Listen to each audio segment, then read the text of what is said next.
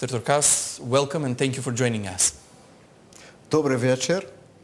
Thank you for this interview, and delighted to answer your questions and delighted to be in Skopje in Macedonia. At the beginning, what kind of a challenge is this position for you, special representative of France for the Balkans? What is important here is that my government, my authorities wanted France to engage again strongly in the area of the so-called Western Balkan, and including, of course, in North Macedonia. This is very significant. You know that our president visited several of these countries recently in the past years, and there is a clear will to re-engage once the situation is moving, and we need to be more present with our partners of the Western Balkans, and namely with North Macedonia. That's very clear. According to you, what is the biggest problem in the moment on the Western Balkans? You have a lot of challenges to face, as everyone has also, but what the specific challenges here you have to face, you have to adjust in different fields. The judicial field, you have, of course, this is, I know, one of the priorities of the governments to fight against corruption. You have also to prepare, which is, and maybe we're going to speak about that, to prepare your accession to the European integration. So these are challenges. You need some domestic reforms inside in order to be prepared for this ambition we share with you.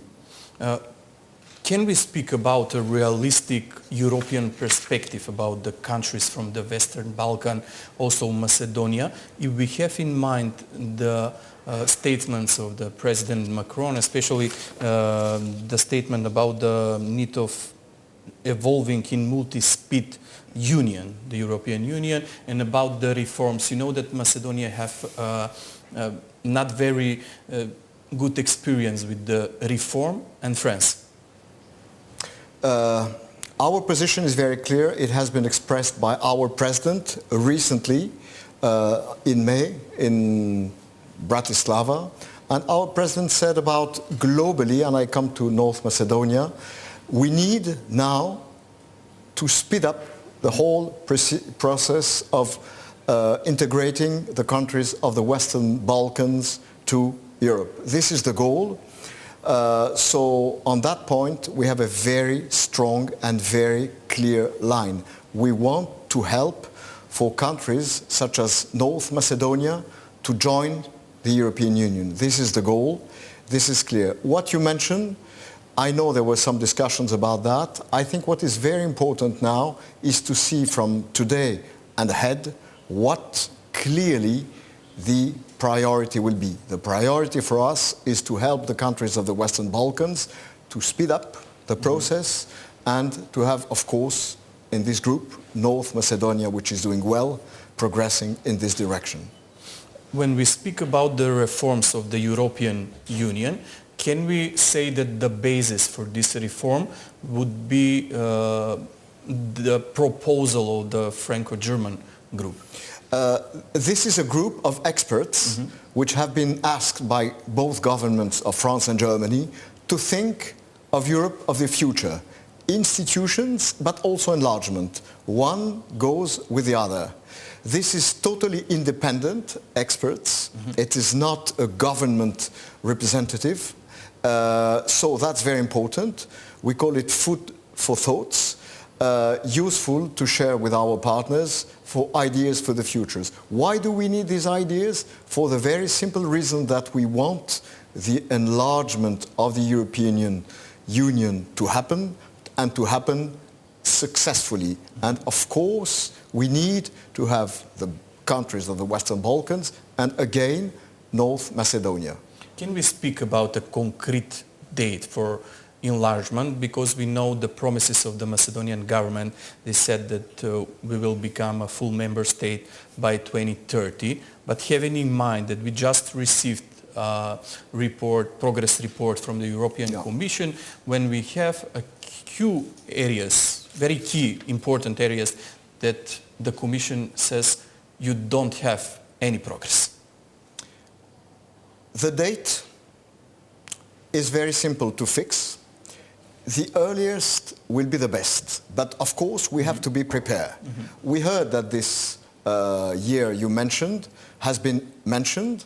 It's a possibility.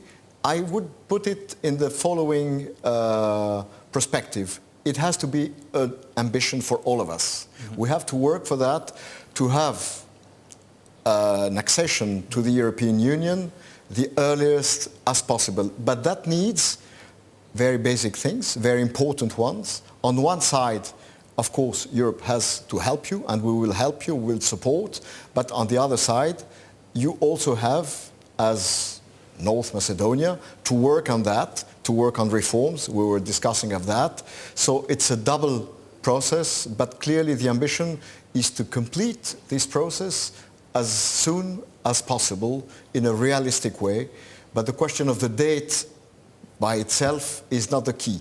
The answer on the date is the earliest possible. Is it possible, 2030? I think it is possible if there is common will on both sides. But you have what we call the homework, and of course Europe has to help you, but everything is possible when there is a will. You had a lot of meetings with the government officials, with the opposition. What have you speak with the opposition? Because the public here knows the public opinion of the opposition. They said that they will not accept constitutional changes. What did you say? What did they say to you about this? First, I will meet with the leaders of the opposition. I didn't meet them yet, but I will, clearly, during this stay in Skopje. I will tell them, because we have one language for everyone. We don't have double standards, double language. That clearly North Macedonia has its destiny in hands.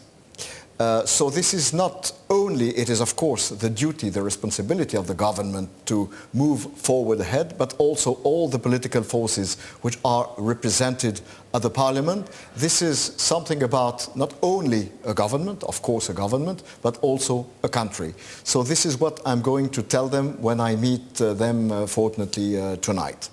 What do you think today? Is this French agreement, French proposal, was a success story for the Bulgarian veto? Let's speak very honestly. I know that this French proposal you mentioned has been criticized by some, not by all, but by some. On the other hand, one has to think about the following. Would the situation be better if there was no such a proposal some time ago? We think no. Otherwise, the situation would be of a total blocking. Now we see that there are some difficulties. We understand that. We respect the sensitivities. But we now have to move forward. And look, something we want to push, we want to help, and we want to respect. What I mean by that is that we are not Macedonians. We are friends of North Macedonia. We cannot speak on behalf of our Macedonian partners and friends, but we think clearly you have to move ahead on this question of the political adjustment, constitutional adjustment in order to overcome this difficulty and to open largely the way to Europe. Thank you very much for this interview. Thank you to you, and thank you to all your public.